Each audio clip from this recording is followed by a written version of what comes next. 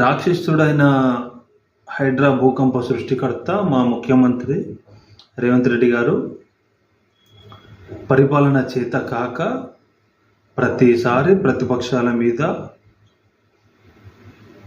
మొత్తుకుంటాడు. ఆ మొత్తుకునే ప్లాన్ల ప్రజలని తికమక పెట్టే ప్లాన్ల కార్యకర్తలను తికమక పెట్టే ప్లాన్లోనే ఉంటాడు తప్ప ప్రజలకి నిజంగా ఏం కావాలని చెప్పి ఆలోచిస్తలేడు. ఆలోచించే అవకాశం కూడా లేదు. ఆయన మారుతాడనే ఆశ కూడా లేదు. పైన ఉన్న హైకమాండ్ కానీ రాహుల్ గాంధీ ముఖ్యంగా అతన్ని తీసేయాలనే ప్లాన్లోనే 100% ఉన్నాడు. అది జరగవచ్చు, నెల కావచ్చు, 2 నెలలు కావచ్చు, 3 నెలలు కావచ్చు. కానీ ఈ 3-4 నెలల మాత్రం తీసేస్తాడు అని స్పష్టంగా చెప్పవచ్చు. ఎందుకంటే ఆయన వ్యవహార శైలి ఎవరు కూడా నచ్చలేదు. తెలంగాణలో ఇంత వ్యతిరేకత ఎందుకు వచ్చిందని చెప్పేసి వాళ్ళు ఆలోచిస్తే మీనాక్షి నటరాజన్ గారు ద్వారా కొన్ని ముఖ్యమైన సమాచారాలు సేకరించి ఆయన మాట్లాడినప్పుడు రాహుల్ గాంధీ గారు ముఖ్యంగా ఎమ్మెల్యేలని తీసుకోవడం పార్టీలకి అది చాలా వరకు కాంగ్రెస్ ప్రభుత్వం మీద రేవంత్ రెడ్డి మీద విరక్తి వచ్చింది ప్రజలకి.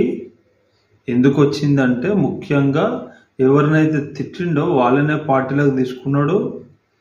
షేర్లింగంపల్లి నియోజకవర్గం ఎమ్మెల్యే ఆర్కేపూడి గాంధీని తీసుకున్నాడు.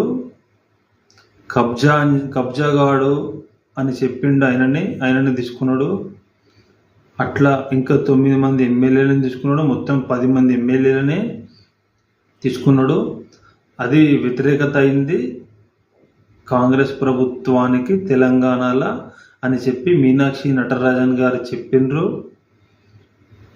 తర్వాత ఏంది ఇంకా పరిస్థితి ఎందుకు ఇట్లా అయిందని అంటే హైడ్రా పెట్టి పేదలని హింసించిండు, పేదల రక్తం దాగిండు, పేదలను నిద్ర లేకుండా చేసిండు, పేదలని మధ్యతరగతి ప్రజలని బ్యాంకులో నుండి తీసుకొని ఇల్లు కట్టుకుంటే దౌర్జన్యంగా కూల్చేసిండు. దాంతో వ్యతిరేకత వచ్చింది. తర్వాత మూసీతో వచ్చింది, తర్వాత లగిచెల్ల కొడంగల్ రైతులతో వచ్చింది. ఇట్లా ఈ 4 ముఖ్యమైనవి మన కాంగ్రెస్ ప్రభుత్వానికి తెలంగాణలో ప్రజలు అసహించుకొని చీదరించుకొని వీళ్ళ బతుకు అనేటట్టు చేసిన